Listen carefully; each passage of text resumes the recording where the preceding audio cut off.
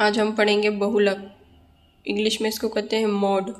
Mode क्या होता है? अंग्रेजी शब्द मोड की उत्पत्ति फ्रेंच भाषा के लॉ मोड से हुई है, जिसका अर्थ होता है फैशन या रिवाज, अर्थात जिसका प्रचलन अत्यधिक हो।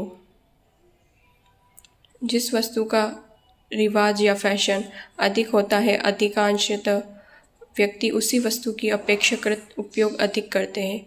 अतः बहुलक किसी क्रमांक श्रेणी में अधिकतम आवृत्ति वाला पद होता है। बहुलक उस मूल्य को कहते हैं जो समंक माला में सबसे अधिक बार आता है। मतलब जो सबसे अधिक बार आता है उसे हम बहुलक करते हैं, अर्थात जिसकी आवृत्ति सबसे अधिक होती है यह उस बिंदु को बताता है जहाँ सबसे अधिक पद संकेंद्रित होते हैं। यह सर्वाधिक घनत्व की स्थिति या मूल्यों के संकेंद्रण बिंदु कहलाता है। इसीलिए बहुलक की स्थिति संबंधी माध्य कहा जाता है। उदाहरण के लिए, एक निर्माता जूते के उस आकार के बारे में जानना चाहता है जिसकी बाजार में मांग अधिकतम है। यदि किसी फैक्ट्री में बहुलक मजदूरी 400 रुपये प्रति माह है, तो इसका तात्पर्य होगा कि उस फैक्ट्री के अधिकांश श्रमिक 400 रुपये प्रति माह मजदूरी प्राप्त करते हैं। एक भारतीय की औसत ऊंचाई 160 सेंटीमीटर है, या किसी दुकान पर बिकने वाली डायरियाँ और अभ्यास पुस्तिका, जींस या व टी शर्ट की बिक्री यदि घटनाओं का तात्पर्य अधिकतम इकाइयों की संख्या या मूल्य से या बहुलक से है। बहुलक का निर्धारण किससे होता है? बहुलक का निर्धारण व्यक्तिगत श्रेणी से भी होता है, खंडित श्रेणी से भी होता है तथा सतत श्रेणी से भी होता है।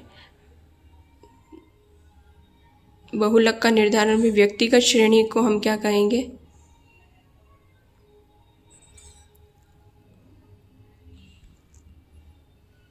व्यक्तिगत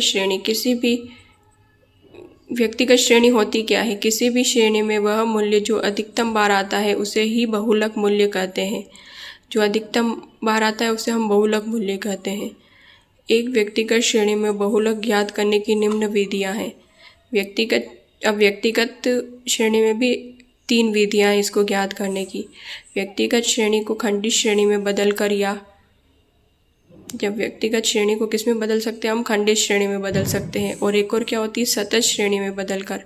या तो हम खंडित श्रेणी में बदल सकते हैं, या फिर सतत श्रेणी में बदल सकते हैं, या फिर समांतर माध्य या माध्यिका की सहायता से बहुलक का अनुमान लगाया जा सकता है।